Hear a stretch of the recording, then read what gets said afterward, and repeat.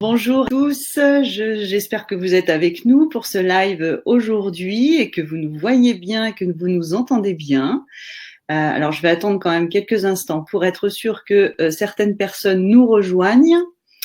Et donc aujourd'hui, en tout cas, je suis ravie de vous retrouver pour ce nouvel interview en live sur la page Envolez-moi. Ça faisait un petit moment que je n'en avais pas fait et aujourd'hui, j'ai le plaisir d'accueillir Rachel Galerme, qui est sophrologue et qui va partager cette interview avec nous, qui va même beaucoup parler. D'ailleurs, bonjour Rachel.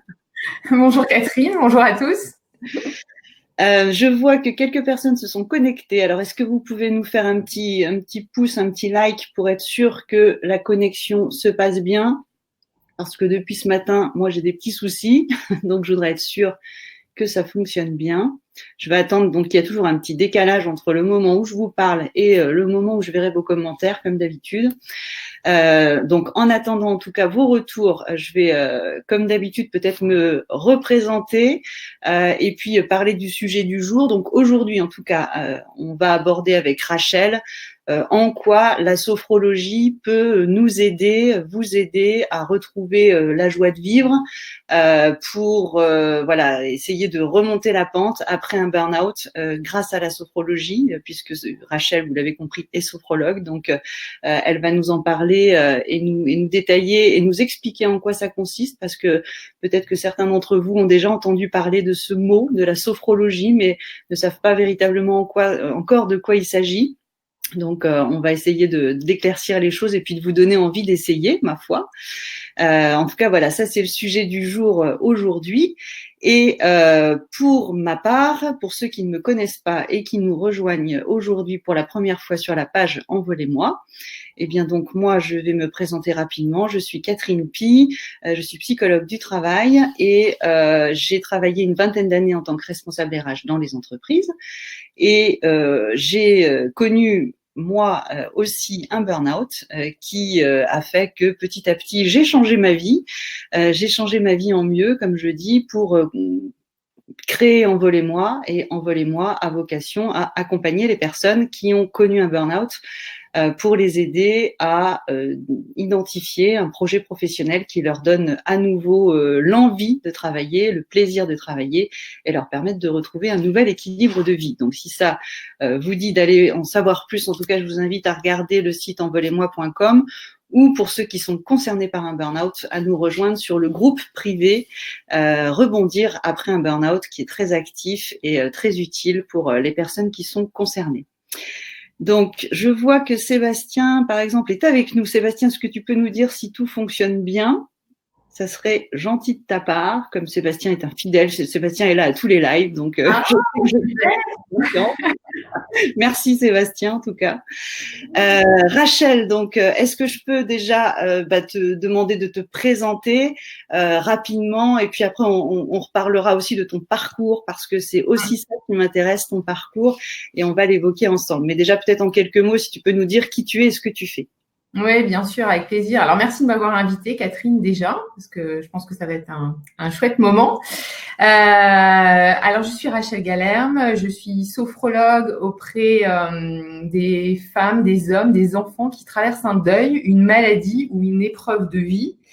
Et je suis située à Metz, mais je travaille aussi à distance. On en reparlera certainement à la fin. Donc, épreuve de vie, eh bien, ça peut être une séparation, ça peut être un burn-out. Voilà, des moments assez difficiles que vous pouvez traverser. D'accord, ok. Alors moi, on s'est rencontrés par des connaissances communes, hein, pour tout dire. Et depuis, moi, je suis Rachel sur les réseaux sociaux, même si voilà, je suis sortie du moment difficile de l'épreuve de vie qui était pour moi un burn-out. Mais comme tu le dis, ça peut être divers et varié. Ça peut être une maladie, ça peut être un deuil, ça peut être plein de choses, une épreuve de vie. En tout cas, je te suis sur les réseaux sociaux et j'aime beaucoup ce que tu fais. Et je trouve que, en tout cas, c'est aussi très très très ciblé, en tout cas très voilà très clair.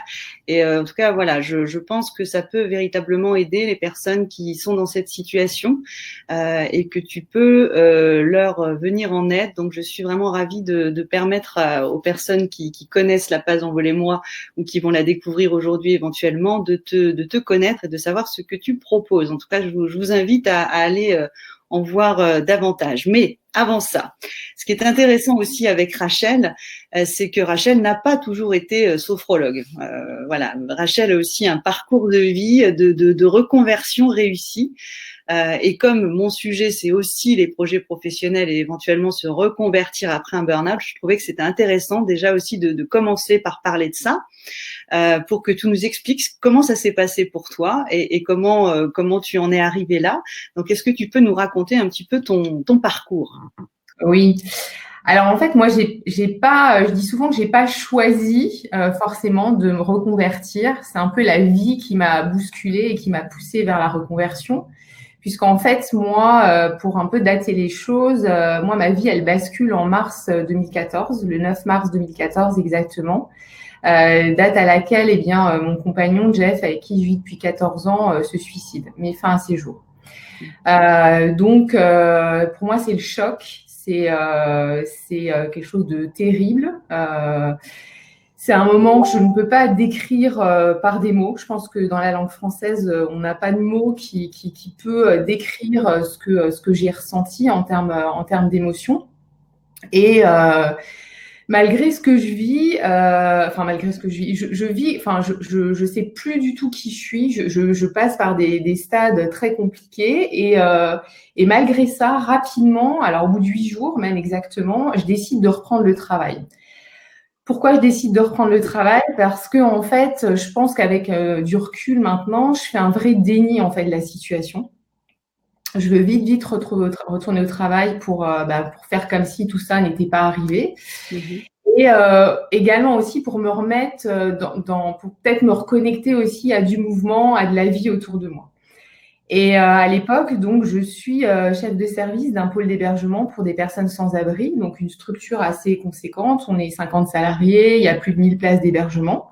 Je fais ce job depuis une dizaine d'années et les 10 années précédentes, j'ai été éducatrice spécialisée. J'ai surtout accompagné des femmes victimes de violences conjugales dans des structures d'urgence. Et donc, je reprends le travail très vite après une semaine. Et je suis en fait complètement coupée de mes émotions. C'est-à-dire que je tiens, je ne lâche rien. Les collègues qui travaillent avec moi connaissent la situation, sont pas dupes du tout. Moi, j'ai absolument plus confiance en moi, ni en mes capacités professionnelles. Mais eux, alors ils le savent peu, je l'ai rarement, je l'ai dit à certains, mais voilà, certains, s'ils m'écoutent, en fait, eux continuent à me faire confiance. Eux, ils continuent à me voir comme leur chef, qui prend des décisions, qui est compétent, qui est dans l'action, etc., etc. Et ça m'aide beaucoup parce que quand on n'a plus confiance en nous, si les autres continuent à nous voir tout de même debout et avec nos compétences, donc ça m'aide. Et en fait, je tiens comme ça pendant 1 an où en fait, je plonge vraiment à fond dans le travail. C'est une façon pour moi, voilà, d'oublier ce qui s'est passé, de vraiment me couper de tout ça parce que j'ai tellement peur de penser à ça, de me connecter à mes émotions. Je ne sais pas ce qui va se passer à l'intérieur de moi si je commence à remettre des mots sur ces émotions, etc., etc. Et donc, je me tiens. La nuit, alors je travaille beaucoup déjà. Et la nuit, je ne dors pas. Donc, j'ai des douleurs au dos, je suis oppressée au niveau de la cage thoracique, j'ai des crises de panique, des crises d'angoisse. Et au bout d'1 an, j'arrive à un stade où je suis vraiment épuisée, quoi. Je suis complètement épuisée. Et je me décide quand même à aller voir mon médecin généraliste. Et là, mon médecin généraliste, je lui demande une pilule magique pour revenir à ma vie d'avant. Je dors pas. Et à l'époque, je suis juste en capacité de lui dire je ne dors pas. Je suis pas en capacité de lui dire comment ça se passe dans mon corps, où est-ce que j'ai mal, etc. Donc, je lui demande cette pilule magique et on discute un long moment. Il prend vraiment le temps de discuter avec moi. Et lui, il me demande de prendre soin de moi. Et là, je comprends pas. Je comprends pas ce qu'il veut dire. Ça n'a pas de sens, quoi. Ça n'a absolument pas de sens. Et il m'explique en fait que je suis rentrée dans un processus de deuil, c'est-à-dire que comme une cicatrice, voilà, quand vous vous coupez, eh bien, même si vous mettez pas de désinfectant, de pansement, etc., le corps, il se met en route pour créer une cicatrice, pour que les cellules se remettent en route, la peau se connecte, etc., etc.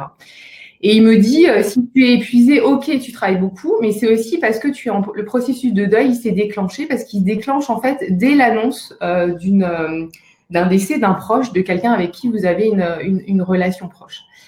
Donc déjà, j'apprends quelque chose et je comprends aussi pourquoi je suis tellement épuisée. Et là, il me dit, la deuxième étape pour toi, c'est de décider vraiment, là, le processus de deuil, c'est indépendant de toi. Mais tu peux décider d'entamer un travail de deuil et de remettre des mots sur tes émotions et d'accepter la réalité. Tu vas peut-être jamais accepter la mort de ton compagnon, mais tu vas peut-être à un moment donné, et tu vas devoir accepter la réalité et te réorganiser en fonction de cette réalité sans lui, quoi. Et là, en fait, je lui dis, mais moi, j'ai pas envie d'aller voir un psy, je suis pas malade, enfin, etc. Et il me parle de la sophrologie. Donc, je suis hyper réfractaire. Je me dis, c'est un truc de bobo, ça va me coûter plein d'argent et je vais avoir aucun résultat. Enfin, j'y crois absolument pas. Ouais. Et puis, il m'en reparle, une consultation suivante, etc. Et bon, je me laisse un petit peu faire, on va dire. Et en fait, je teste comme ça plusieurs sophrologues, mais avec qui ça ne matche pas, qui peut-être ne sont pas à l'aise par rapport au suicide, par rapport à la mort, où j'ai pas une réelle accroche et je comprends pas trop le sens de ce qu'elles me font faire, fermer les yeux, voir des petits papillons, des choses, des connexions, des images positives de nature. Moi qui suis hyper urbaine, ça me va pas du tout, quoi. Et puis en fait, voilà, les mois passent et je rencontre une nouvelle sophrologue qui est sur la même énergie que moi. Je le précise parce que je trouve que c'est super important quand on se fait accompagner aussi d'avoir une vraie connexion avec la personne. Ouais. Et elle met les pieds dans le plat d'entrée, quoi. Elle me demande de reparler du suicide de mon compagnon, des circonstances. Donc j'accepte de faire un chemin avec elle. Et en fait, je passe vraiment par, maintenant quand je retrace les choses, par 5 étapes. En fait, la première, ça a été de réussir à remettre des mots sur mes émotions, sur ma colère, sur ma culpabilité, sur mon chagrin, sur mon isolement, parce que le deuil, la mort, ça isole beaucoup. Et autant, voilà, j'ai été entourée au démarrage et c'est normal. Au bout d'un moment donné, les gens, au bout de 6 mois, 1 an, tout le monde reprend sa vie. Mais toi, tu es là toujours avec ce deuil-là, quoi. Donc, je me reconnecte grâce à mes émotions. Et puis, je prends conscience vraiment que j'ai un corps, quoi. Chose que je n'avais pas plus conscience. J'étais complètement coupée, j'étais que dans ma tête. Dans le mental. Que dans le mental à fond. Et elle m'apprend vraiment à avoir une autre relation avec mon corps grâce aux exercices de respiration, au mouvement. Troisième étape, elle m'aide aussi à me libérer du regard des autres. Parce que, en fait, voilà, tout le monde a un avis sur la situation. Alors, que vous viviez un deuil, que vous viviez un burn-out, une séparation, voilà, tout le monde y va de ses conseils, faut que tu tournes la page, mais tu t'es jeune, tu as 40 ans, tu vas te retrouver un amoureux, enfin des choses un peu des fois maladroites aussi, hein, mais on ne sait pas trop quoi vous dire. Donc, je prends beaucoup de recul par rapport à ça. Et puis, du coup, ça m'aide aussi à reprendre confiance en moi. Et quatrième étape, je m'autorise enfin à vivre des choses qui me font du bien. Alors, au démarrage, je ne sais plus. Quand la sophrologue me dit « Qu'est-ce qui te fait du bien? Qu'est-ce que tu aimes faire ?» je sais pas. Je sais plus. Je sais pas. Mais en fait, en me proposant de poser des petites actions, de retester des choses, etc., elle m'aide comme ça à m'autoriser vraiment à me reconnecter à ma joie. Alors, des fois, elle me disait, alors c'est quoi ta plus grande joie depuis la dernière fois qu'on s'est vu? Moi, le mot joie, c'était énorme, quoi. C'est un truc. Donc, ouais, c'est fort.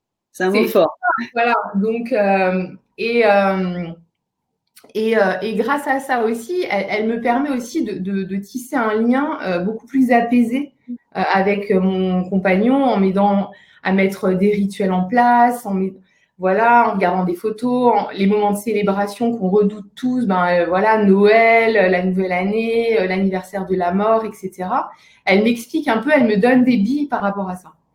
Et enfin, alors ça, c'est arrivé un peu plus tard, mais la dernière étape, ça a été aussi de comprendre que ce deuil, et je pense que il y a un parallèle vraiment avec le burn-out, parce qu'on passe un peu par les mêmes étapes au niveau du burn-out, c'est que ça a un impact fort sur notre corps. Et ça, on le néglige souvent, et qu'on doit vraiment faire un travail de reconstruction. Et dans le travail de reconstruction, c'est aussi à un moment donné donner un sens à quelque chose qui nous est arrivé, qui est complètement insensé, quoi. Voilà, la mort, même le burn-out, ne plus pouvoir aller bosser, être cloué dans son lit, etc. C'est complètement fou, quoi. Et donc de réussir à transformer ça en une force, en quelque chose de positif, d'en faire quelque chose. Ouais. Donc voilà un peu les étapes par lesquelles je passe. Et aujourd'hui, j'accompagne mes clients sur ces étapes-là. Oui. Et précisément, enfin, plus spécifiquement, alors sur des épreuves après des épreuves de deuil, encore plus spécifiquement, en tout cas quand on a connu un deuil, puisque c'est quelque chose que tu connais bien, mais comme tu dis, c'est vrai que les processus sont les mêmes. Hein. On parle de la courbe du changement, la fameuse courbe du changement, mais on retrouve les mêmes étapes. Mais alors, est-ce que tu peux nous parler un petit peu de comment tu as pris ta décision, finalement, de devenir sophrologue alors? Et puis, comment tu as osé, parce que entre le fait de rêver d'un truc et puis y aller, c'est tout un monde quand même. Alors, je ne peux pas dire que c'était un rêve de petite fille. Hein, c'était plein de trucs. Ce qui s'est passé, c'est que j'ai cheminé avec cette sophrologue et à un moment donné, j'ai bien vu l'impact que ça a eu sur moi, les effets. La sophro, c'est vraiment devenu pour moi une pratique vraiment quotidienne. Mm-hmm. Et puis, à un moment donné, je me suis dit, mais moi, je veux comprendre comment ça marche, quoi. Comme je suis un peu curieuse et que je voulais en savoir plus. Et je me suis dit, en plus, au travail, je commençais à prendre un peu de recul et je me disais, ce serait bien que je parte en formation. Je veux comprendre comment ça marche.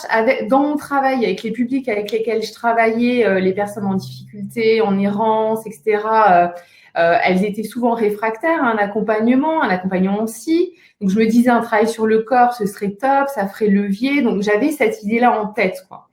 Et donc, je me suis dit, je vais partir en formation. Donc, je suis partie en formation, mais pas du tout dans l'esprit en me disant, je vais ouvrir un cabinet, je vais être sophrologue, je vais accompagner des gens, quoi. Je n'étais pas du tout là-dedans. Et je suis partie en formation et au bout de 6 mois, je me suis dit, ah oui, mais sophrologue, c'est un vrai job, quoi. J'ai eu une grosse prise de conscience. Et je me suis dit, mais il y a peut-être des choses à faire. Il y a peut-être quelque chose, voilà. Et je me suis rendu compte aussi que ma formation, elle me demandait beaucoup de temps. Donc, alors, j'ai pas fait de plan. Des fois, les gens rient quand je dis ça, mais j'ai pas calculé grand chose. Je pense que j'ai appris aussi grâce à la sophro à me connecter à moi, à mon intuition et à dépasser ces peurs-là, parce que alors, je sais pas si c'est aussi l'épreuve du deuil. Souvent, on dit, mais t'as pas peur, t'as pas eu peur. Je vais dire même pas peur, quoi. Je veux dire, c'est un jour, tu t'es dit, après cette formation, tu t'es dit, bon, je lâche mon ancien job et je me lance, quoi. Alors, je suis allée, d'abord, première étape, au bout de 6 mois, je suis allée voir mon directeur général avec qui je m'entendais super bien, qui savait que je faisais cette formation. Et je lui ai dit, il faut que tu me donnes un mi-temps. Il faut que tu me proposes un mi-temps parce que moi, j'ai certainement, je veux finir ma formation et je vais peut-être m'installer. Mais pour moi, c'était inenvisageable de vivre de la sophrologie, de vivre de l'accompagnement de personnes. Je gagnais super bien ma vie. C'était impossible que je revienne au niveau de ce que je gagnais. Donc, je lui ai demandé un mi-temps. Il m'a dit, je comprends Rachel, mais moi, je te lâche pas pour un mi-temps. Enfin, j'ai besoin de toi à temps plein sur le poste sur lequel tu es. Et je lui ai dit, non, mais n'importe quel poste, un poste d'éducateur, un poste d'animateur. Enfin, voilà, j'étais prête à. Et je l'ai vu 2-3 fois. Et il m'a dit, je comprends, mais je peux pas te proposer ça. Et en fait, je me suis, sans trop calculer les choses, je me suis entendue lui dire, c'est vraiment ça, je me suis entendue lui dire, écoute, je vais chercher un mi-temps ailleurs. Et il m'a dit, mais en plus, ça me met en rage parce que je sais que tu vas trouver rapidement. Et en fait, je suis sortie de son bureau, j'étais dans le couloir devant son bureau, là, et je me suis dit, mais qu'est-ce que je lui ai dit? Parce que quand tu dis que tu vas partir, Oui, après, faut y aller, faut annoncer, voilà.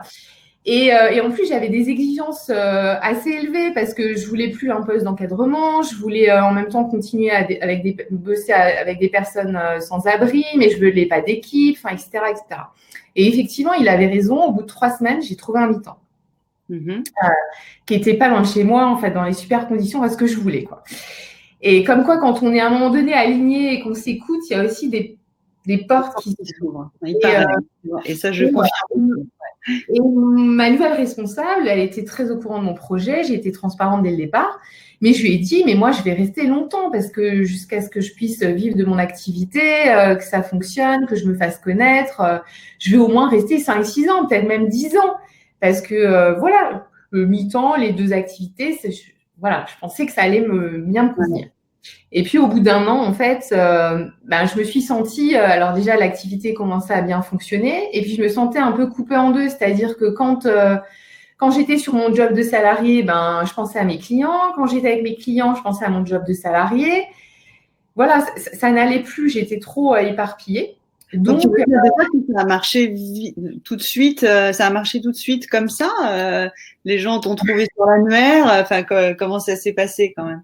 Alors, en fait, j'ai travaillé déjà au démarrage beaucoup avec le secteur du travail social, avec des groupes auprès de femmes victimes de violences conjugales, auprès de personnes avec ton réseau, en fait. Voilà, j'avais un réseau. Et donc forcément, les portes se sont ouvertes. Et puis, ils me faisaient confiance, ils me connaissaient. Alors, avec une autre casquette, bien sûr, mais en tout cas, ils me connaissaient. Et puis, je pouvais aussi donner un coup de main pour trouver des financements, pour avoir de l'argent, pour pouvoir me payer, puisque mon montage de projet, c'était aussi des choses que je savais faire. Donc, au début, il y a eu beaucoup de choses au niveau du groupe. Et puis, dans mon réseau pro, il y avait des travailleurs sociaux, il y avait des salariés qui vivaient aussi des choses personnelles difficiles et qui, au départ, qui connaissaient mon histoire et qui ne pensaient pas faire de la sophrologie. Et quand ils voyaient l'impact que ça avait eu sur moi, ils me disaient, mais moi, je veux faire un travail avec toi. Ouais. Donc, ça a démarré aussi comme ça, par mon réseau d'avant, entre guillemets. C'est intéressant. Voilà. Et alors, comment est-ce que t'es venue cette idée de te spécialiser, on va dire, sur cette problématique d'épreuve de vie ou de deuil, plus spécifiquement? Alors, en fait, ça a été déclenché au moment où j'ai mis mon site internet en ligne. Dans mon à-propos, en fait, j'ai parlé de mon histoire. Ça n'a pas été simple, je l'avoue. J'étais pas forcément pour. Les gens qui m'aidaient pour faire mon site me disaient, connaissaient mon histoire et me disaient, mais Rachel, il faut que tu en parles. Tu peux pas garder ça pour toi. Tu as réussi à avancer sur ton chemin. Enfin, tu peux pas garder ça pour toi. Donc j'étais assez je me disais, ok, je vais raconter mon histoire, mais quand on est thérapeute, ça se fait pas trop de parler de soi, de mélanger le perso, le pro. Et ils m'ont encouragée à ça. Donc, j'ai mis beaucoup de temps à l'écrire, cet à propos. Et bon, voilà, ça a été presque un accouchement parce que. Et quand mon site a été en ligne, et que les gens ont lu cet à propos, j'ai eu beaucoup de messages sur ma page Facebook, sur des mails de personnes qui soit des femmes qui avaient vécu la même chose que moi, qui avaient perdu un compagnon, soit des personnes qui se retrouvaient dans ce que je partageais et pour qui, en fait, ça faisait 1 an, 2 ans, enfin voilà, qui soit des gens guéris, des gens par exemple qui avaient un cancer, qui étaient en rémission, mais qui sentaient que ils avaient perdu confiance en eux, ils savaient plus vraiment qui ils étaient, et qui me disaient mais moi je vais être accompagnée par vous. Alors déjà sur le deuil, quand ça a commencé sur le deuil, quand des femmes disaient mais moi j'ai perdu aussi mon conjoint d'un suicide, ça fait 2 ans, je suis pas bien, je me sens seule, j'arrive pas à me reconstruire. Eh bien, elle me disait, mais Rachel, moi, je vais être accompagnée par vous. Alors, j'avoue que au début, je disais, non, mais moi, je fais pas ça, quoi. Je n'accompagne pas sur le deuil. voilà, ça me faisait peur parce que je me disais, mais non, je suis pas assez qualifiée. Ok, j'ai vécu la situation, mais comment je vais réagir? Donc voilà, donc je savais pas trop. Et puis à l'époque, enfin toujours maintenant encore, je me fais superviser par une sophrologue, donc qui est plus expérimentée que moi, et qui me disait, non mais Rachel, faut y aller quoi. Vas-y, parce que c'est sûr, tu vas pouvoir les aider. Mm. Et elle m'a un peu comme ça encouragée, poussée en me disant, essaye, dis oui à une personne et tu verras quoi. Et en fait, j'ai commencé comme ça. Et j'ai vu un vrai résultat, une vraie transformation. Même à mon grand étonnement, je me disais, non, mais c'est pas possible, voilà. Donc, et je me suis rendu compte, alors je le savais, mais j'en ai vraiment pris conscience quand j'ai commencé à accompagner des femmes qui avaient perdu leur conjoint, que la mort, c'était un vrai tabou. C'était une chose dont on parlait pas, les gens étaient très mal à l'aise avec la mort, et que ça provoquait, c'était le double effet qui se coule. On perd un proche et en plus, on peut pas en parler, et donc ça en rajoutait encore à la souffrance des personnes. Et je me suis dit, il faut en parler. Moi, ça m'a mis presque en colère en me disant, mais il faut qu'on en parle, il faut qu'on soit tous à l'aise avec ça et qu'on puisse en échanger. Et voilà. Mais du coup, c'est super intéressant parce qu'on en parlait d'ailleurs un petit peu avant ensemble. Mais ce que j'aimerais que les gens retiennent aussi, parce que en tout cas pour ceux qui ont connu un burn-out ou un deuil, hein, alors je vois d'ailleurs que Sébastien nous dit que qu'il était très touché par ton témoignage parce qu'il a vécu la même chose mais au niveau parental. Son déni, lui, a duré plus de 20 ans. Donc voilà, ouais, tu vois, ça parle aussi à pas mal de personnes. Mais ce qui est intéressant aussi de relever, c'est que voilà, le hasard des fois des reconversions, enfin, en tout cas des tournants, des virages de vie, qui, comme pour le mien d'ailleurs, voilà, suite à une épreuve, voilà, il y a des choses qui se passent et comme tu dis, des portes qui s'ouvrent. Et la deuxième chose que je trouve vraiment aussi importante à relever, c'est que le fait d'oser parler de quelque chose, alors toi c'est le deuil, pour moi c'était le burn-out et c'est toujours le burn-out qui reste pas comparable, mais en tout cas des choses assez tabous, et que au contraire, en fait, enfin voilà, le fait d'en parler fait que on est beaucoup plus à même d'aider les personnes qui sont concernées, alors que justement on a souvent tendance à mettre son petit parapluie et à se cacher derrière tout ça. Donc en tout cas merci beaucoup pour avoir partagé ça. Et je crois que, alors ça fait combien de temps que tu as démarré ton activité à plein temps? Ça fait un peu plus d'1 an? Oui, ça fait 2 ans et demi. Voilà. 2 ans Donc, et demi. pour dire que voilà, ton activité, ta progression d'activité a été rapide, quoi, parce que voilà, tu as su aussi utiliser cette épreuve pour vraiment accompagner au mieux les personnes qui sont concernées par ça. Donc c'est vraiment en ça que je trouve que ton profil et ton parcours est vraiment intéressant, et ce qui fait que t'es pas une sophrologue comme les autres. Voilà, tu es Rachel Galère quand même. Merde. Merci Catherine. Donc alors maintenant qu'on a parlé de ton parcours, j'aimerais bien que tu puisses justement nous dire, pour ceux qui n'ont encore jamais testé et qui entendent parler de petits papillons dans les yeux quand on leur demande de fermer d'exercices de respiration, que tu essayes de nous expliquer qu'est-ce que c'est que la sophrologie, en quoi ça consiste en fait. Alors, en fait, pour moi, c'est 3 choses, la sophrologie. C'est d'abord une technique psychocorporelle. Donc, ça veut tout simplement dire qu'on va travailler sur le mental et sur le corps. Souvent, comme pour moi dans ma situation, mais aussi pour beaucoup de personnes, on est beaucoup dans notre mental. Et des fois, on est complètement coupé au niveau du corps.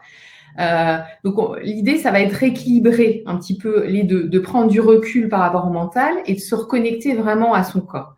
Donc, même par rapport aux prises de décision, etc., souvent, on sait au fond de nous ce qu'il faut faire. Voilà. Mais par peur, par le petit gendarme qui est dans notre tête, ça reprend le dessus. Là, il nous dit, oh non, faut pas faire ça parce que les règles de la société ne t'autorisent pas à ça, etc., etc. Donc, déjà, c'est cette technique-là de rééquilibrer les deux, le corps et le mental. Ensuite, c'est vraiment une pédagogie, je trouve, moi. Alors ça, c'est ma touch à moi, mais pas que la mienne, mais en tout cas, parce qu'il y a vraiment une idée de transmission, bien sûr, d'outils, mais l'idée, c'est que les gens ils soient autonomes rapidement. C'est-à-dire que on puisse intégrer de façon très simple des petits exercices, des petites choses comme ça au quotidien. Donc ça, c'est la deuxième chose. Et la troisième chose, c'est vraiment de permettre de retrouver ses capacités. En sophrologie, on part du principe qu'on a tous des capacités, mais que nos épreuves de vie, notre stress, un deuil, un burn-out, vient rajouter comme ça une chape de plomb dessus. Et donc, au point où on se dit, non, j'ai plus confiance en moi, j'arrive plus à me concentrer, j'ai l'impression que j'ai plus de valeur, que je sais plus rien faire au travail, que je suis nulle, etc., etc. Donc ça, la sophrologie, elle aide à retrouver ces capacités-là, et du coup, elle est super intéressante dans un chemin de reconstruction. On en parle beaucoup dans le cas de la gestion du stress, donc effectivement. Mais dans le cas d'une reconstruction aussi, elle est super importante parce que, comme je le disais moi dans mon expérience, la confiance en soi, elle prend un sacré coup derrière les oreilles, quoi, quand on vit des choses violentes comme ça. Donc ça, c'est les 3 premiers points. Tu voulais poser une question, Catherine. Non, je t'écoute. Non, voilà. Moi, j'aimerais bien que concrètement, j'ai bien compris ce que tu as dit, mais je trouve que c'est toujours difficile d'imaginer concrètement ça se passe comment une séance, par exemple. Alors, en fait, une séance, alors avec moi, je vais t'expliquer comment ça se passe avec moi, parce que c'est un peu différemment. La première séance, on travaille vraiment, les personnes, elles m'expliquent leur situation, leurs besoins. Et on travaille sur un objectif. C'est-à-dire que souvent, les personnes arrivent à moi et me disent moi, je veux plus d'insomnie, je veux plus ceci, je veux plus cela. On sait ce qu'on veut plus, ce qu'on veut plus être. Et l'idée, c'est qu'est-ce que tu veux, comment tu veux être, toi, qu'est-ce que tu veux ressentir. Donc, on travaille déjà là-dessus. C'est est-ce que je veux me sentir calme? Est-ce que je veux redormir la nuit? Est-ce que je veux pouvoir refaire des projets? Est-ce que je veux je sais pas, avoir plus confiance en moi, enfin, avec des choses précises. Là, je te donne ça de façon, je vous donne ça de façon assez globale, mais des fois, c'est des choses très, très précises.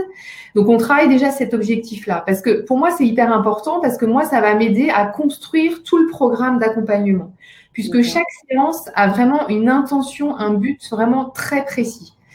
Alors, en général, je dis souvent, je compare ça à un jardin. C'est comme si vous arriviez avec votre jardin en friche et que vous me disiez, Rachel, qu'est-ce qu'on fait, quoi? Par quoi je commence? Au démarrage, on va enlever les cailloux, la mauvaise herbe, voilà, tout ce qu'il y a à enlever. Donc souvent, c'est les angoisses, c'est les peurs, c'est la mauvaise image de soi, c'est peut-être sa colère, c'est peut-être sa culpabilité. On va déjà travailler là-dessus. Et puis ensuite, dans un deuxième temps, dans ce jardin, on va replanter des fleurs, des petits arbustes sympas. On va peut-être un peu fignoler en coupant les haies. Voilà, on va replanter des choses, voilà, des capacités comme ça très positives. Donc une séance, donc elle a un but précis. Moi je commence toujours de la même manière, c'est-à-dire que j'échange avec les personnes. Souvent, je vois les gens tous les 15 jours. Donc, voilà, on échange un peu sur leurs pratiques, sur comment se sont passés les 15 jours à l'interséance. Et puis, alors parfois, j'ajuste en fonction de ce qu'ils me disent, j'ajuste un petit peu les exercices et on pratique vraiment des exercices de respiration. Donc, c'est des exercices de respiration très simples alliés à des mouvements doux. Donc, c'est les deux ensemble, qu'on fait ensemble vraiment. Donc, moi, je vous montre l'exercice et je le pratique avec vous. Donc ça, c'est la première grosse étape. Et ensuite, je vais vous guider sur ce qu'on appelle une visualisation. Donc c'est plutôt une projection sur une image positive. Alors c'est des images positives que je vais travailler à la première séance avec vous, parce que moi, comment ? Je dis en fonction de nos objectifs. En fonction de nos objectifs et en fonction de ce qui nous parle. Quand je disais que moi, alors c'est en toute bienveillance, une sophrologue m'avait connecté à une image de petits papillons dans les champs, etc. Moi, ça me parle pas forcément parce que moi, je suis une hyper urbaine, quoi. Moi, voilà, je suis bien quand autour de moi, ça bouge, etc. Donc, moi, voilà, ça me donnait pas la pêche, ça me donnait pas confiance en moi. Donc, des images, vraiment, ça peut être. Je peux vous donner un exemple d'une dame que j'ai accompagnée qui justement vivait un burn-out. Donc, elle allait mieux, mais elle me disait, je vais reprendre un mi-temps thérapeutique, mais je travaille en open space et j'arrive pas à me concentrer. Je suis perturbée par les bruits autour de moi. Depuis que j'ai fait mon burn-out, c'est hyper compliqué de me reconcentrer. Et en creusant, à la première séance, en creusant un peu sa situation et en lui demandant ce qu'elle aimait faire, ce qu'elle faisait sur ses loisirs, etc., elle joue aux échecs. Et en fait, elle faisait des tournois d'échecs. Et elle m'expliquait que quand elle était sur un tournoi, elle me disait, mais le président de la République peut arriver, je ne le verrai pas. Je suis concentrée sur mon jeu à 300%. Donc, elle avait cette capacité de concentration. C'était là, elle continuait à jouer aux échecs, etc. Donc, c'était toujours là. Donc, du coup, en visualisation, ben moi, j'ai retravaillé avec elle, je l'ai connectée à une image de quand elle est en situation en tournoi, qu'est-ce qu'elle mobilise comme sensation physiquement, sa respiration dans cette situation-là pour transposer cette concentration au moment où elle joue aux échecs dans l'open space et faire comprendre à son mental que elle sait faire, la capacité, elle est là. Il suffit juste de la basculer dans un autre lieu, dans un autre cadre, dans un autre contexte. Ok, c'est très clair comme exemple. Du coup, c'est très concret. Ça permet de comprendre.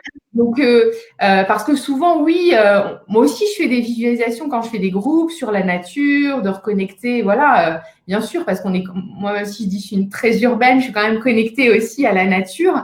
Et souvent, on a cette image-là, on vous emmène en voyage un peu, en visualisation. Mais en fait, quand on travaille en individuel, c'est hyper personnalisé.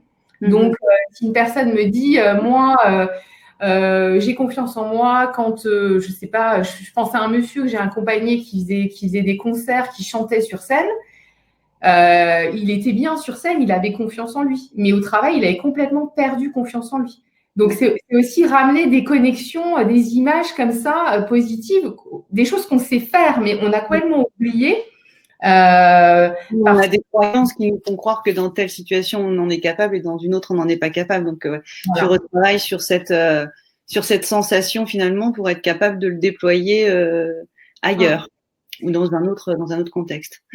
Et ce qui fait qu'après ces exercices dynamiques et après cette visualisation, souvent après la visualisation, il y a une prise de recul parce qu'on a vraiment mis le mental. En visualisation, vous êtes entre la veille et le sommeil. Vous êtes dans un moment où il n'y a pas de filtre, où vous êtes vraiment vous. Donc, quand la visualisation est terminée, il y a eu une grosse prise de recul. On a un peu fait taire le mental. Là, il parle, mais très loin. La petite voix, elle est loin. Et du coup, il y a des sacrées prises de conscience où les gens se disent, mais en fait, je sais faire ça. Ou alors, mais ok, j'ai vécu un burn-out, mais je sais qu'aujourd'hui, je peux travailler dans un autre cadre. Enfin, il y a d'un seul coup des choses qui arrivent. On réalise de ça. Voilà, il y a un déclic. Voilà, il y a un déclic. Et donc, on échange là-dessus. L'idée, c'est aussi de faire, pouvoir permettre à la personne de remettre des mots là-dessus. Et puis, moi, en général, avant de partir, avant la fin de la séance, je leur dis, ok, tu as pris conscience de ça, mais concrètement, dans les 15 jours à venir, qu'est-ce que tu peux mettre en place pour avancer encore? Parce que moi, l'idée, c'est vraiment qu'il y ait une transformation. Et dans la vie des gens, il y a des choses qui bougent, tant au niveau du travail qu'au niveau personnel. Donc, tu leur proposes des petites actions qui viennent conforter, en fait, les avancées, quoi, en fait, c'est ça? Oui, si quelqu'un me dit, je sais pas, par exemple, l'exemple de la dame de l'open space, elle me disait, ah bah oui, je prends conscience que c'est peut-être possible. Bon, ok, concrètement, demain on est lundi ou enfin on est mardi. Est-ce que, parce qu'en fait, elle disait que du coup, elle se mettait en retrait par rapport à ses collègues, elle s'enfermait dans un bureau, donc elle partageait plus les mêmes choses. Donc elle me disait, je lui dis quelle action du coup par rapport à ça tu peux mettre en place. Elle m'a dit, écoute, voilà, la semaine prochaine, je vais tester, je vais mettre pendant 1 heure dans l'open space et je vais voir comment ça se passe. Donc, c'est aussi faire un pas parce que bien sûr, quand on sort d'une séance avec moi, oui, on est détendu, on se sent regonflé à bloc. Et après, il faut faire un pas concret aussi, on va dire, en dehors de la séance. Dans la vraie vie. Et moi, je pousse un peu avec bienveillance, bien sûr, mais à faire cette démarche, Voilà. Ok, mais c'est très clair en tout cas. Alors je lis juste le commentaire de Barbara qui nous dit: Bonjour, c'est très intéressant, témoignage émouvant et très riche. Dans quelle école a-t-elle suivi cette formation? Je suis extrêmement en réflexion pour cette formation, donc cela m'intéresserait. Donc, si en 2 mots tu peux parler de Oui, ta moi j'ai formation. été formée à Paris, en fait, à l'Institut de formation à la sophrologie. Euh, Après, il existe plein d'écoles, voilà, sur Paris, enfin dans toute la France maintenant, hein, c'est des écoles qui se développent. Et donc voilà. Mais ce que je trouve, alors je sais pas si c'est dans le cadre, mais ce que je rajouterais, Barbara, ouais, je suis Barbara. Ce que je te dirais aussi, c'est que après, puisqu'on est un peu sur la reconversion aussi, Catherine, c'est Oui. que ok, on se forme, mais après, c'est vrai que c'est important aussi comment dire, de s'approprier aussi les outils avec ce qu'on est, avec qui on est. Voilà, par exemple, moi, en sophro, il y a très peu de formations sur le deuil, vraiment des sophrologues qui font des formations. Il y en a quelques-uns, mais c'est pas très développé. Alors qu'il y a d'autres praticiens qui vont développer des choses sur le deuil. Mais en tout cas, c'est aussi d'être avec son histoire. Ok, il y a la formation, moi j'utilise les outils de la sophro, mais il y a forcément ce qu'on a vécu au niveau perso et pro, dans la vie d'avant. Faut pas faire un reset. Notre reconversion. Moi, pendant 20 ans, j'ai accompagné des personnes en difficulté. Ben, je l'utilise aussi aujourd'hui dans ce que je fais. Donc, La ligne reste la même, mais fait différemment, quoi. voilà. Okay. Mais en tout cas, voilà, c'est l'Institut de formation à la sophrologie à Paris, Barbara. Donc, tu trouves ça voilà, sur Internet. Après, il y a beaucoup d'écoles qui font des journées portes ouvertes. Donc, je trouve que c'est intéressant d'y aller, d'échanger avec les formateurs, de sentir un peu l'ambiance, de voir les programmes, etc., etc. Voilà. Mais si tu veux savoir plus de choses en privé sur Messenger, on peut échanger. Donc du coup, je reviens à la sophrologie. En tout cas, je trouve que c'est très clair la façon dont on a parlé. Et du coup, pour moi, ça devient beaucoup plus concret parce que c'est vrai que c'est pas toujours évident hein, de s'imaginer ce que c'est exactement. Pour des personnes spécifiquement donc qui ont été concernées par un burn-out, parce que pour le coup, c'est peut-être sans doute les personnes aussi qui nous suivent aujourd'hui. En quoi peut-être est-ce que la sophrologie justement peut être un moyen de sortir d'une période difficile et en quoi, qu'est-ce que ça peut nous apporter? Alors, moi, je pense que ce qu'on évoquait tout à l'heure sur le corps, parce que souvent en burn-out, on a aussi beaucoup tiré la corde sur notre corps. On était à fond là dans notre mental, à fond dans le travail, et il y a d'un seul coup un épuisement terrible qui arrive. Hein. On peut être cloué dans notre lit, à plus pouvoir en sortir, etc., etc. Et ça déclenche quand même souvent beaucoup de culpabilité, à la fois de la colère contre soi, de la culpabilité. Qu'est-ce que je suis? Moi, je suis une vraie loque. Là, je suis vautrée sur mon canapé. Même sortir faire mes courses, c'est compliqué, etc., etc. Donc le fait souvent les personnes elles sont hyper oppressées. Il y a une oppression. La respiration est hyper courte. Et en fait, tout le stress du boulot, du burn-out, etc., a fait qu'elles sont hyper contractées. Donc, souvent, au niveau des bras, les gens ont hyper mal à la nuque, des fois même bloqués au point de faire un torticolis. C'est figé. Voilà.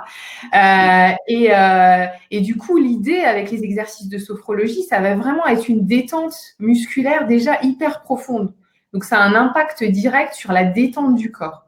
Et c'est aussi apprendre, expliquer aux gens comment, au quotidien, ils peuvent se détendre. Parce que réapprendre, voilà. Souvent, on dit aux gens qui ont fait un burn-out, maintenant, il faut que tu prennes soin de toi. Tu es en arrêt maladie, prends soin de toi. Mais comment?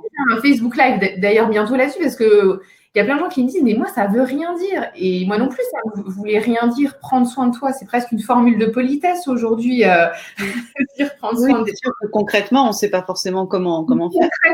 Concrètement, comment je fais vraiment pour me détendre, pour organiser des temps dans ma journée où je vais vraiment m'autoriser aussi à prendre ce temps. Donc déjà, la sophrologie pour des personnes qui ont vécu un burn-out ou qui le vivent, ça va vraiment être une détente musculaire profonde. Ça, c'est la première chose. Et la deuxième chose, ça va être aussi de travailler les questions de culpabilité, là. je suis coupable parce que voilà, je peux plus aller au boulot, je sais plus rien faire, j'arrive plus à me concentrer. Qu'est-ce que je vais devenir, hein, évoquer les peurs de l'avenir aussi, parce que donc il y a vraiment ça. Et du coup, petit à petit, forcément, quand on est dans une période de burn-out, on est dans le négatif à fond, hein. On voit tout en noir, il n'y a rien qui va. Donc, du coup, c'est vraiment, j'ai perdu le fil de ce que je voulais vous dire. On a été un peu coupé, c'est pour ça, je crois. Disait, voilà, détente profonde au niveau du corps et de, oui, se reconnecter à des choses positives qu'on faisait avant, qu'on aime, petit à petit, comme ça, réapprendre à faire des choses qui nous font du bien. Donc, injecter comme ça et avec ce que j'évoquais tout à l'heure, des visualisations, des choses positives, voilà, se remettre en route comme ça sur être à nouveau focus. Une fois, il y a une petite fille qui m'a dit, t'es un peu opticienne. C'est comme si tu m'avais changé mes lunettes. Je trouvais ça super parce que d'un coup, elle se voyait un peu autrement. Bon, voilà, c'était pas dans un burn-out parce que c'était une enfant, mais c'est un peu changer de lunettes, de voir les choses. Voilà, une dame avait dit, qui était en burn-out, disait, tu m'as changé mon état d'esprit. Parce que maintenant, je vois que les choses positives. Avant, je voyais que le négatif. Donc, c'est reconnecter aussi à ça quand on est en burn-out. Et puis, être encouragé, soutenu, parce qu'on se décourage. Moi, il y a des gens qui arrivent au cabinet et qui me disent, je fais de la sophrologie sur YouTube, je vois bien ce que c'est et tout, mais j'arrive pas à être régulière. Ben oui, parce que quand on sait qu'on me voit dans 15 jours, des fois, il y a des personnes qui me disent « Oh là là, j'ai vite fait mes exercices. » Ça met quand même une dynamique, quoi, forcément. Ouais. Bah oui. Et en plus, il y a un groupe aussi, quand on travaille avec moi, un groupe Facebook de soutien, d'encouragement, de motivation. Donc on est emporté aussi. Donc, c'est plus facile. C'est sûr. Alors, Coco Le Havre nous demande, y a-t-il des contre-indications pour faire de la sophrologie ? Alors physiquement, j'ai envie de dire non, parce qu'on peut toujours adapter les exercices. Voilà, par exemple des personnes, enfin je pense là spontanément, des personnes qui sont en fauteuil roulant ou voilà, qui peuvent pas se lever, etc. Voilà, c'est possible. On peut adapter et il y a plein de choses qui peuvent se faire mentalement. Donc après, je sais pas de quelle indication. De quelle contre-indication, mais physiquement, on peut adapter les exercices. Moi, des fois, j'ai des gens qui arrivent avec le bras dans le plâtre, ou qui ont des gros soucis au niveau du dos. Ça, c'est des choses qu'on évoque à la première séance. Après, psychologiquement, voilà, si des personnes ont des pathologies psychiatriques, des choses assez lourdes, c'est sûr que je vais pas les embarquer sur des visualisations qui peuvent les angoisser encore. S'il y a une dissociation au niveau du corps, du mental, enfin voilà, sur des pathologies psy, voilà, c'est vraiment entouré avec un médecin, avec un psychiatre, etc. Des contre-indications. Oui, voilà, souci au niveau du dos. Voilà, donc tu peux tout à fait, parce que c'est hyper doux et en fait on peut adapter les exercices. Donc on peut faire les exercices. Voilà. Après, on ajuste. Est-ce que tu peux nous parler de tes accompagnements? Alors, avec la spécificité, et c'est aussi pour ça que je le précise et que ton intervention m'intéressait, c'est que tu proposes pas forcément que en cabinet tes accompagnements, mais aussi à distance via Skype. Donc ça, c'est intéressant pour le coup, pour les personnes qui peuvent être intéressées par ce que tu proposes. Alors effectivement, bon, je vais pas rentrer dans les détails. J'ai 3 programmes d'accompagnement. Et donc, les 3 programmes peuvent se faire effectivement au cabinet à Metz, où j'habite, dans l'Est de la France, mais aussi à distance, donc par Skype. Donc, en fait, dans mes programmes d'accompagnement, il y a une partie, bien sûr, de séances individuelles et il y a aussi du groupe maintenant, depuis là, le début de l'année. Donc, en séance individuelle, voilà, j'ai expliqué un peu comment je travaillais. Il faut savoir, c'est que les gens qui viennent me voir, en fait, comme la séance est hyper personnalisée, moi, j'envoie toujours par mail après la séance les exercices qu'on a fait ensemble. Donc, des mémos, des exercices de respi. La visualisation, elle est enregistrée puisqu'elle est très personnalisée. ce qui permet de pratiquer aussi à la maison, seul, et de continuer à pratiquer. Moi, j'encourage les gens à continuer à pratiquer. Et puis, quand on bosse par Skype, en plus, moi, j'enregistre la séance Skype. Donc, les gens, je leur envoie la vidéo de la séance. Ce qui permet aussi, des fois, par rapport à ce qu'ils ont évoqué, de se dire, ah oui, j'ai dit ça la dernière fois, et de continuer un peu à cheminer. Voilà. Donc, voilà par rapport aux séances individuelles. Et puis, le groupe, c'est hyper aidant en fait aussi, c'est assez puissant parce qu'à partir du moment où vous intégrez un des programmes, je vous envoie une invitation pour intégrer le groupe privé qui est vraiment réservé uniquement à mes clients pendant le programme. Donc c'est un groupe qui est très bienveillant, de personnes qui vivent toutes une épreuve de vie, et elles vont pouvoir, elles s'entraident, puisqu'en fait les gens sont pas non plus au même stade dans l'accompagnement. Donc il y a des gens des fois qui sont à la fin de l'accompagnement, au milieu, au début. Donc il y a une entraide de groupe qui se fait. Il y a juste Jacqueline qui nous demande, est-ce que la sophrologie est forcément en face à face? Oui, en face à face. Je comprends pas trop la question, mais oui, on est. Alors après, vous pouvez faire des exercices seul à la maison, mais si vous allez voir un sophrologue ou si on travaille ensemble, ouais, vous allez être en face de moi. Oui. Après, vous allez pratiquer seul chez vous, Jacqueline. Donc toute seule. Donc on peut refaire les exercices après seul. Seul, ouais, complètement. En tout cas, est-ce qu'il y a d'autres questions pour Rachel? Auquel cas, c'est le moment. Est-ce que Rachel, éventuellement, tu veux rajouter quelque chose? Non, écoute, je crois que j'ai fait le tour. S'il y a des personnes qui sont intéressées, elles peuvent aller sur mon site rachelgalère.com. Et voilà, si elles hésitent ou quoi, ou si elles ont des questions, vous pouvez prendre rendez-vous avec moi pour une séance gratuite. La séance, elle se prend sur rendez-vous sur mon site. Vous voyez, il y a un petit icône séance découverte, donc une séance de 30 minutes gratuite où on peut échanger, vous pouvez me faire part de vos besoins. Et puis, je vous expliquerai comment je peux vous aider. Et puis, on validera le fait de travailler ensemble. Avec nous. En tout cas, merci beaucoup, Rachel, pour toutes ces explications, et ton parcours. Je pense que tout ça a beaucoup parlé en fait à beaucoup de gens. Je vois Christelle aussi qui dit en tout cas superbe parcours. Merci du témoignage. Donc c'est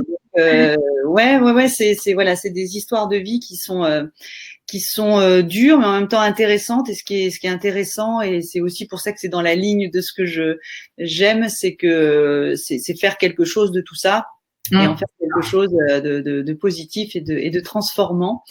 Donc un grand merci à toi, bravo pour le travail que tu fais. Et puis j'invite tous ceux qui sont intéressés à aller en savoir plus. En tout cas, moi c'était un vrai plaisir de t'avoir avec nous.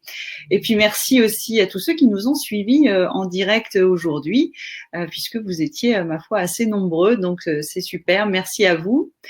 Et je vous dis à bientôt. Merci à toi, merci à tout le monde, et puis à très bientôt. Merci beaucoup, beaucoup. Merci. À bientôt.